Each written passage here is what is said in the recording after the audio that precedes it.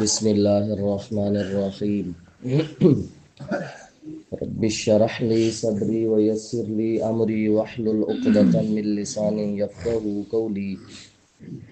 آج سے جو موضوع شروع ہو رہا ہے وہ ہے طب نبوی صلی اللہ علیہ وآلہ وسلم۔ علاج کرنے کی ترغیب میں آقا علیہ الصلوۃ والسلام کے فرامین، اور اس میں سب سے بہترین دوا کیا ہے اور سب سے بہترین چیز کیا ہے جس میں اللہ نے شفا رکھی ہے۔ آقا علیہ الصلوۃ والسلام نے یہ جو ڈاکٹر ہیں اور جو طبیب دنیا میں بنے ہوئے ہیں ان کو فرمایا انت الرفیق، تم مددگار ہو، لیکن اللہ الطبیب، طبیب اللہ ہے۔ فرمایا تم الرفیق، رفیق تم ہو لیکن طبیب خود خدا ہے جو شفا دیتا ہے۔ حضرت ابو بکر صدیق ایک دن بیمار ہو گئے، جس بیماری کے دنوں میں اس دنیا سے چلے گئے، تو صحابہ نے عرض کی اے ابو بکر آپ کہیں تو ہم طبیب بلائیں تاکہ آپ کا معالجہ کرے، معائنہ کرے، دیکھے۔ حضرت ابو بکر صدیق نے فرمایا کہ حقیقی طبیب نے مجھے دیکھ لیا ہے، مجھے ان طبیبوں کی ضرورت نہیں، حقیقی طبیب نے مجھے دیکھ لیا ہے۔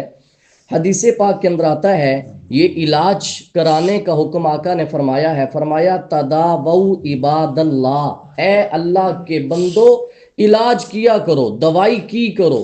وہ کیوں؟ فإن اللہ لا يدع داء الا وضع له دواء، فرمایا اللہ نے کوئی ایسی بیماری پیدا نہیں کی جس کی دوا نہ پیدا کی ہو۔ ہاں ایک ایسی ہے بیماری جس کی دوا نہیں ہے، وہ کون سی ہے؟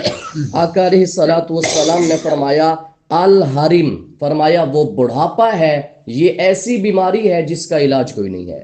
یہ آقا علیہ الصلوۃ والسلام نے فرمایا۔ اب یا رسول اللہ صلی اللہ علیہ وسلم، وہ ایسی کون سی دوائی ہے جس سے مومن کو شفا ملتی ہے؟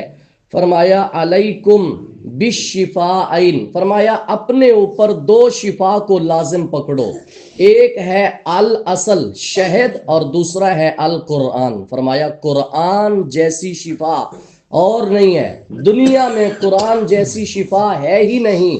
قرآن میں شہد کی شفا کا حکم ہے اور قرآن سارا شفا ہے، یہ ایک حدیث۔ دوسری فرمایا خیر الدواء القرآن، روئے کائنات میں پوری زمین پہ بہترین دوا القرآن، فرمایا وہ قرآن ہے۔ یہ آقا علیہ الصلوۃ والسلام نے فرمایا۔